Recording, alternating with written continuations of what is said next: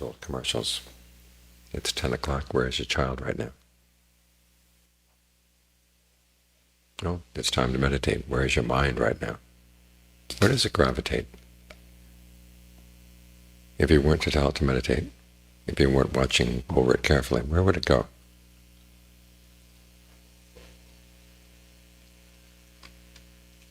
That's your problem. It might be going to lust, to anger. Here it is, your own mind. When you're not riding herd on it, it seems to have a mind of its own. When the Buddha talks about being sensitive to the mind as you breathe in, sensitive to the mind as you breathe out, this is what he's talking about. The Ajahns would talk about how when you sit down to meditate, you ask yourself, where is your mind leaning? Leaning to the future, leaning to the past, leaning to things it likes, things that it doesn't like.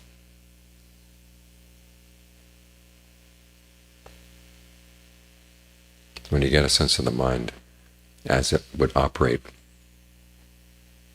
without any control, that's when you get an idea of where you have to exert control, the direction you have to go. If it's heading toward lust, you have to ask yourself, why? What do you get out of it? Think of all those images the Buddha has for the drawbacks of sensuality. The dog gnawing on a bone that doesn't have any meat. You can think and think and think, but there's really nothing there.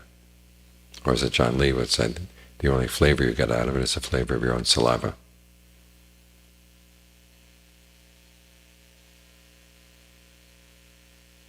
You're making your happiness depend on something that's totally out of your control.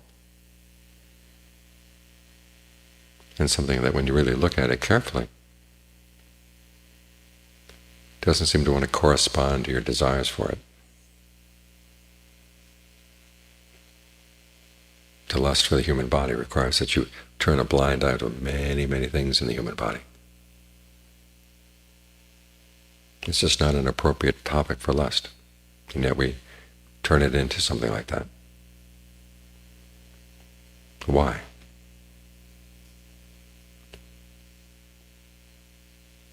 You realize that it has a lot to do with the perceptions that you build up around it. As the Buddha said, when you want to understand craving, you have to understand where its real location is. There's a passage where he asks, a sight that you haven't seen, a place you haven't seen, is your lust there? Is your desire there? And you might say, well, there are a lot of places I've never been, never seen, that I would like to see. But the desire is not there at the place. The desire is in your perception of the place, what you've heard about it, the narratives you've created around it.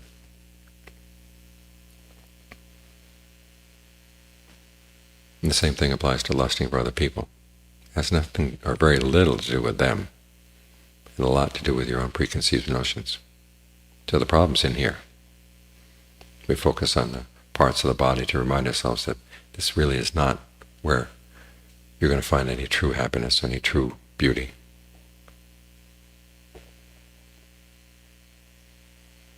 Without a lot of downsides. So that turns you around and asks, well, what am I doing this for? The mind is very changeable. You have to watch for it. You say, no, no, no, I don't like it. Then in a second later, it goes back. Why? The same with anger. You can get really worked up about something that someone has done or said. And the minute later, you've forgotten about it and you're off someplace else. What's going on?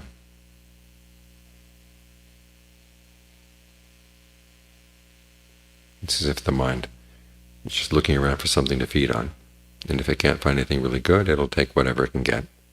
till it finds something better. Then it drops what it had and moves on.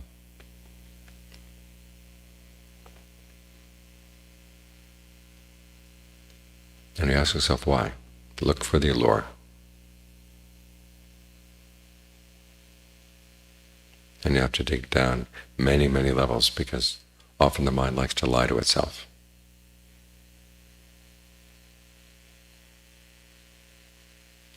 In fact, that's often one of the first things you begin to realize as you try to get sensitive to the mind.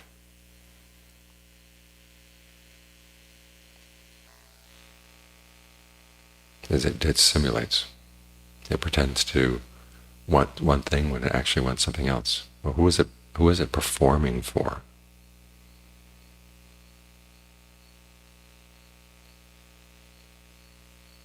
Look into that. Who is in charge of the conversation? It's because the mind is so quick that you have to be quick too, to figure out where it's going, why it's going, what you can do to counteract it. Because all too often the mind makes its decisions when it's really out of control, when the body's weak, when you're sleepy, or you're tired, generally in a grouchy mood.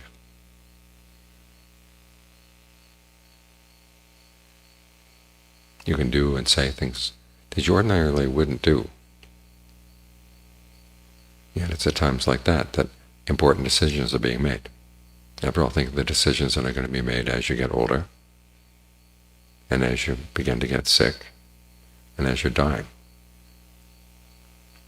The body's going to be weakened in all those cases. The synapses may be firing a little bit slow.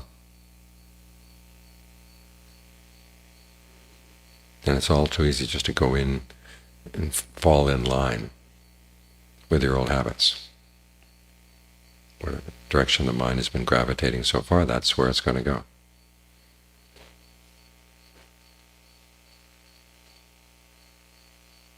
One of the reasons why we practice meditation is to keep training it in new habits. Because this old gravitational center is based on old habits. And you've got to learn new ones. But they have to go deep, and they have to be quick, if they're really going to counteract the unskillful ones.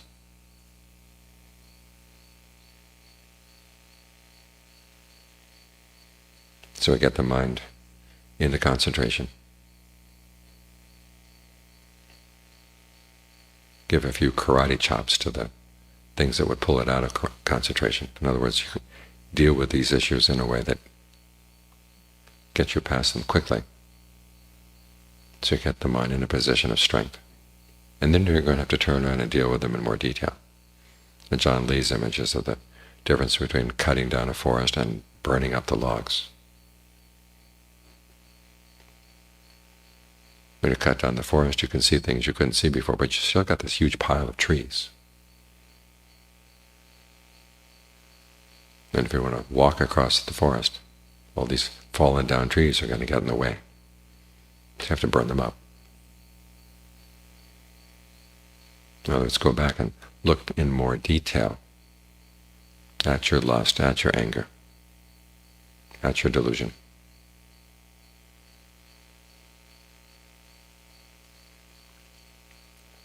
But come from a position where the mind is feeling relatively well fed, relatively secure, more soundly based, more soundly grounded. So you can see things a lot more clearly and be less and less inclined to want to fall in with your old ways. If you catch yourself suddenly slipping, okay, you've got to go back. Just plant the mind in its object of concentration. Make sure it stays there for a while.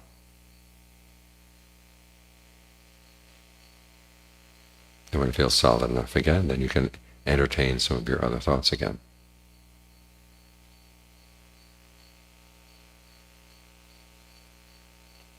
It's in this way that you get more and more sensitive to the mind, in a way that's really useful, because building on the step of being sensitive to the mind, the Buddha said, then you gladden it if you find that it's down. And then you concentrate it or steady it if you find that it's wandering around too much. But in particular, you release it from whatever its attachments may be.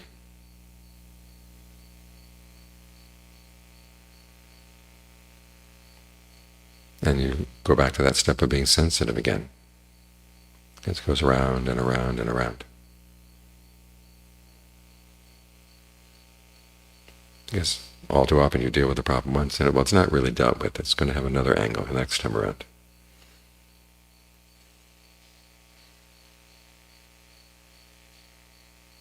The mind's like a little child. If you thwart it in one direction, it's going to look and look and look to find another way it can get around you.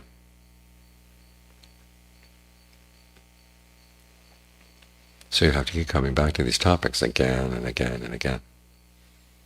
As Ajahn Mahabua used to like to say, you may have contemplated the body many times, but you can't say, well, I've contemplated it 20 times or 100 times or 500 times. That should be enough.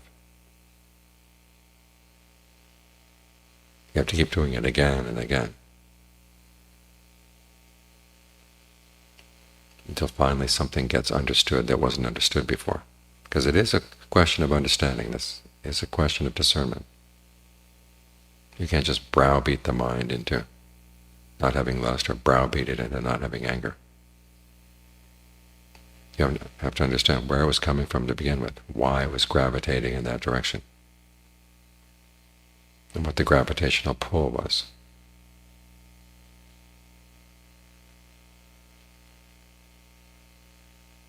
And when you finally see it,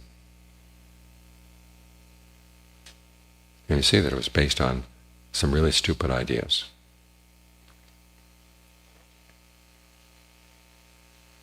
That's when you let go. That was Ajahn Suwat's favorite translations for the word avijja, ignorance. He said basically it's stupidity. It's not simply not knowing.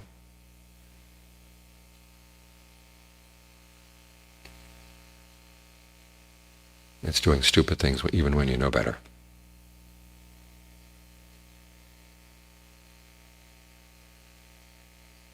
So that's what you got to get sensitive to. That's why it requires some good, strong concentration, because we don't like seeing our own stupidity. We cover it up. But when the mind has been settled in, there's a sense of refreshment, sense of well-being, sense of being at home here.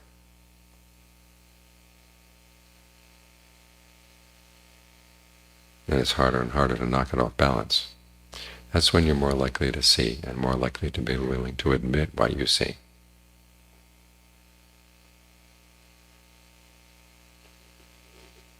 Because it's only then that you'll really be free.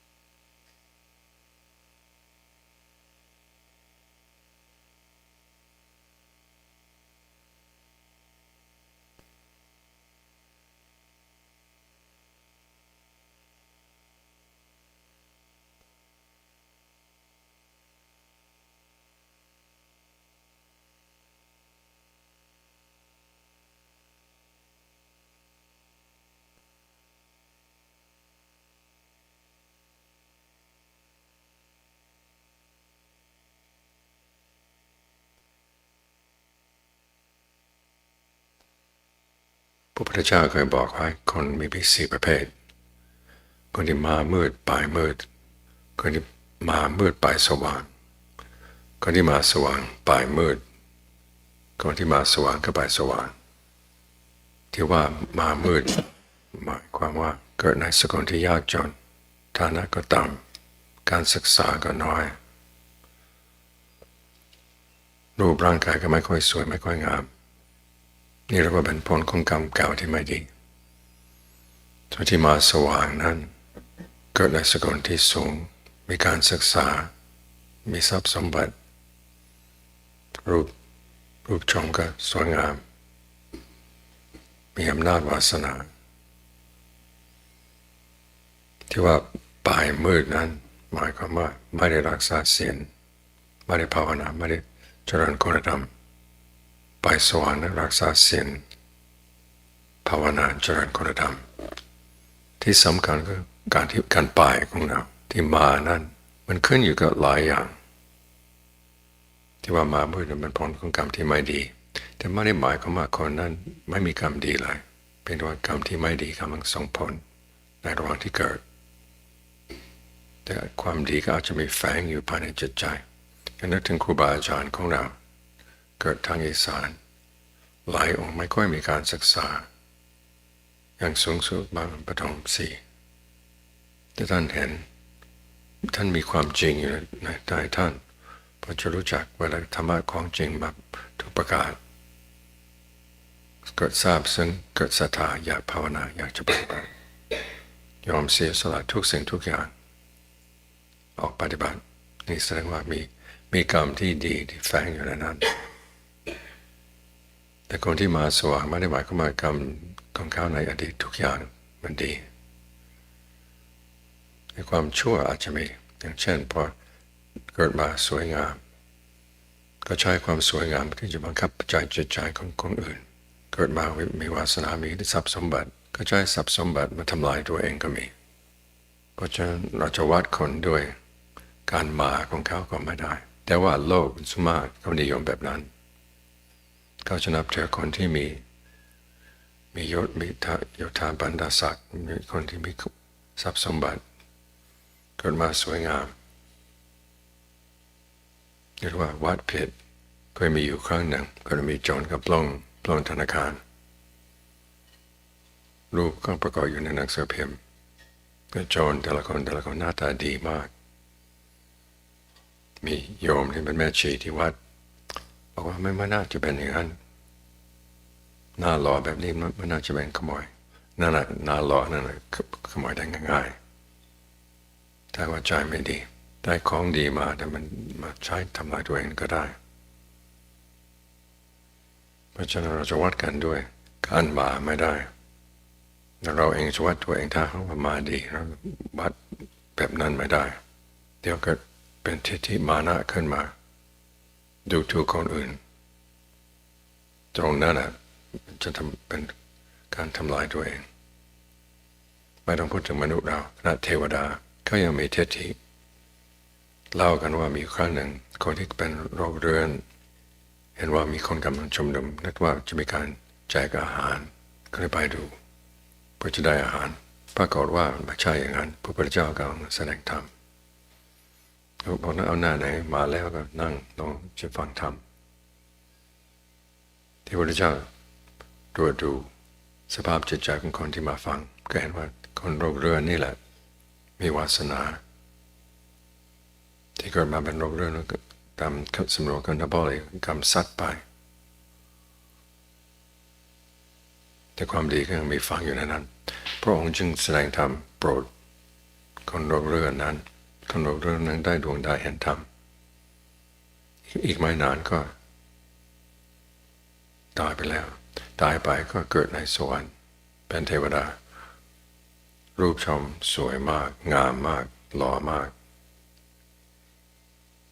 ก็สว่างกับเทวดาคนอื่นที่อยู่ในสวรรค์ชั้นนั้นพระสูตรก็จบอยู่ตรงนี้แต่ว่ามีพระสูตรอีกอันหนึ่งเล่าต่อไป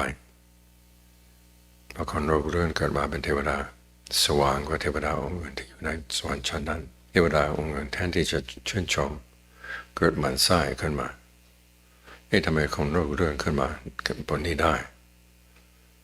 แต่ทำไมเขาสว่างกว่าเราน่าอัศจรรย์เนาะพูดแบบประชดนี่แสดงว่าเทวดาถึงจะเป็นเทวดามันใจต่ำก็มีอิจฉาคนอื่นครับดังนั้นจะเป็นกรรมไม่ดีที่จะทำให้เขาตกได้เพราะฉะนั้นการถือตัวนี้เราต้องระวังให้มากที่สุดเราเกิดมาฉลาดกว่าเขารวยกว่าเขามีอำนาจสูงกว่าเขาแต่ที่จะใช้เป็นเพื่อประโยชน์ของเราเรานึกถึงว่าแผ่ให้เขาบ้างให้คนนั้นก็ได้ประโยชน์จากความดีของเราจะได้กลายเป็นของความดีของเราจริงๆเราจะได้ไปสว่างนี่ก็การบ่ายนั้นอย่างที่ว่าถึงจะมามืดก็ไปสว่างได้มาสว่างก็ไปสว่างได้เหมือนกับว่าเราจะขับรถกลางคืนรถมันจะสวยจะงามแล้วจะเก่าขนาดไหนไม่สำคัญก็ให้มีไฟหน้ารถสว่างจะนำทางให้เราเปิดให้เราดูทางได้ปลอดภัยในทางตรงข้ามถึงแม้ว่ารถของเราดีรถเบนซ์รถอะไรที่สวยงามไม่เอี่ยมแต่ถ้าว่าไฟหน้ารถไม่มีจะขับกลางคืนก็อันตรายถึงแม้ว่าจะมีไฟตามทางนิดๆหน่อยๆแล้วมันไม่พอที่จะให้ปลอดภัยได้เราต้องผลิตไฟจากภายในเราก็ตั้งจิตตั้งใจของเราในทางที่ดีที่ชอบสร้างคุณธรรมขึ้นมาที่จะทำให้เราผู้เกิดมาในทางที่ดีคุณธรรมนั้นมีหลายบ้างคือหนึ่งมีศรัทธาเชื่อในการตรัสรู้ของพระพุทธเจ้าและความหมายของการตรัสรู้ของพระองค์นั้นว่ามนุษย์เราก็มีอำนาจอยู่ในตัวของเราที่จะสร้างความดีได้ถึงขนาดที่จะพ้นทุกข์ได้เพราะฉะนั้นต้องระวังการกระทำของเราจะทำในสิ่งที่เป็นอกุศลสร้างแต่กุศลอย่างเดียวและชำระจิตใจของเราให้บริสุทธิ์ข้อที่สองเป็นผู้มีศีลเราทำตามสิกขาบทของพระองค์ไม่มียกเว้นไม่ได้มีข้ออ้าง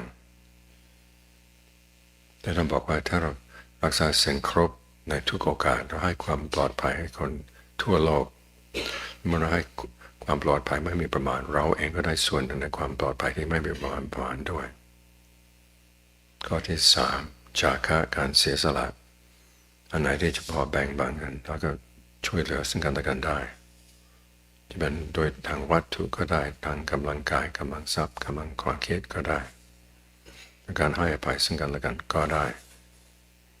ทำให้ใจของเรากว้างขวางขึ้นมาเมื่อใจกว้างขวางแล้วผลของกรรมที่ไม่ดีจากอดีตจะมีอำนาจนิดเดียวถ้าเทียบเหมือนกับว่าเรามีก้อนเกลือก้อนใหญ่ถ้าว่าเราเอาก้อนเกลือนั้นลงไปในถ้วยน้ำจะกินน้ำก็กินไม่ได้เพราะมันเค็มจัดแต่ถ้าหากว่าเอาก้อนเกลือนั้นลงไปในแม่น้ำที่ใสสะอาดยังกินน้ำได้เพราะปริมาณน้ำมันมากกว่านี่ใจที่เอื้อเฟื้อเผื่อแผ่เป็นใจที่กว้างผลของกรรมที่ไม่ดีจากอดีตนั้นมันจะมีอำนาจนิดเดียวเป็นการป้องกันตัวเองในตัวส่วนข้อที่สี่นั้นคุณธรรมก็มีปัญญารู้จักว่าเราที่ใจเราทุกข์อยู่มันไม่ใช่เพราะคนอื่นถึงแม้ว่าคนอื่นเขาทำสิ่งที่ไม่ดีมากๆนะแต่ว่าที่เราทุกข์เพราะเหตุนั้นก็เพราะใจของเราต่างหากยังไม่ฉลาดพอที่จะแยกตัวออกจากเหตุการณ์ภายนอกมารักษาสภาพจิตของตัวเองได้นี่แหละที่เราภาวนานี่เพื่อให้ใจของเรามีไฟในตัวโลกมันจะมืดขนาดไหนมันช่างหัวมันแต่ก็ให้เรามีไฟสว่างอยู่ในตัวเข้าใจว่าเราทุกข์ตรงไหนเราต้องแก้จากภายในจึงจะถูกแบบนี้เราเรียกว่าเรารับผิดชอบความสุขความทุกข์ของเรามีไฟในไฟหน้ารถเราสว่างดีเพราะเราผลิตไฟอยู่เรื่อยจะไปไหนก็ไปได้สะดวกสบายปลอดภัยด้วยเพราะฉะนั้นเรามาแบบไหนช่างหัวมันก็ให้ไปสว่างกันแล้วกัน